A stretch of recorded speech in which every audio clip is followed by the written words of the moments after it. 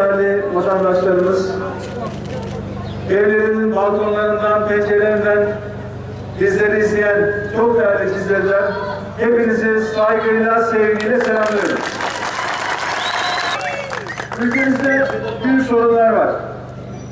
Nereye gitsek işsiz vatandaşlarımız önümüzü kesiyor, yolumuzu kesiyor. Yoksulluk gittikçe artıyor. Geri dağılım bozuluyor. Zenginle fakir arasındaki uçurum artıyor. Ekonomi şu anda Türkiye'nin en önemli problem alanı oldu. Ama biz biliyoruz ki başka alanlarda da sorunumuz çok. Ülkemizde ciddi bir adalet sorunu var. Hukuksuzluk sorunu var. Ülkemizde özgürlüklerle ilgili ciddi sorun var. Özellikle özgürlükler sorununu çözmek için vatandaşlarımızın insan olmaktan doğan tüm haklarını orasıya yaşayabilmeleri için yapacağımız çok iş var. Biz biliyoruz ki önce insan, devlet insan için var. Önce insan diyoruz. Önce insan diye hareket ediyoruz. Değerli arkadaşlarım, Türkiye'nin dertleri çok, sorunlar çok. Özellikle son yıllarda tekrar belirtilen Kürt sorunu üzülerek izliyoruz ki gittikçe derinleşiyor. Bunların hepsinin çözümü kolay. Yeter ki o siyasi irade olsun. Yeter ki önce insan diyebilelim. Yeter ki tüm vatandaşlarımızın insan olmaktan kaynaklı tüm haklarını olduğu gibi tanıyalım. Çok çalışmak gerekiyor. Yapılacak iş çok. Ama sorunlarının çözümü için öncelikle işin başında dürüst ve işin ehli kadrolar olması gerekiyor. Bunu sağlayamazsanız mümkün değil.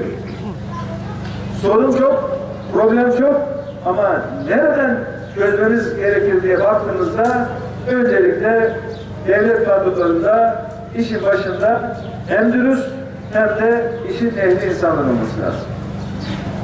Ortak akıl lazım, istişare lazım. Biz onun için diyoruz ki parlamenter sistem. Türkiye'nin güçlendirilmiş parlamenter sisteme geçmesi gerekiyor. Güçlendirilmiş parlamenter sisteme. Yani halkın seçtiklerinin, vatandaşlarımızın gidip seçim sandığına oy verdiklerinin mecliste güçlü bir şekilde kendilerini seçenleri temsil etmesi lazım. Güçlü parlamenter sistem ancak güçlü bir mecliste mümkün. Seçilmişlere saygıyla mümkün. Seçilmişlerin gerçekten kendini seçenlere karşı sorumlu olmasıyla mümkün.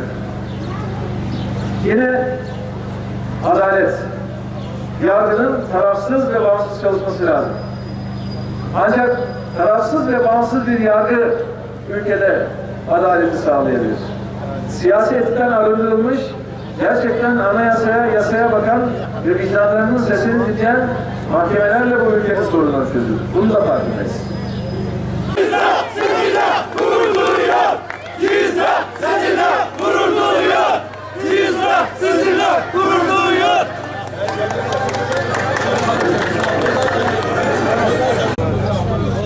İl başkanımız tanıyorsunuz değil mi? Şimdi il başkanımız.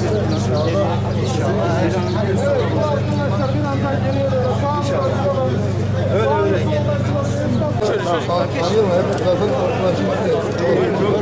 Çok selam söyleyin. Nasıl değilsiniz?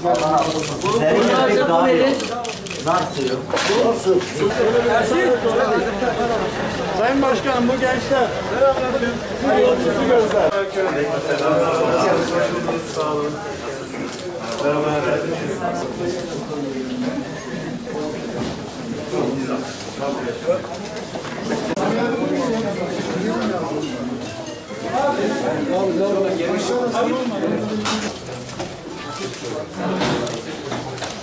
Gel.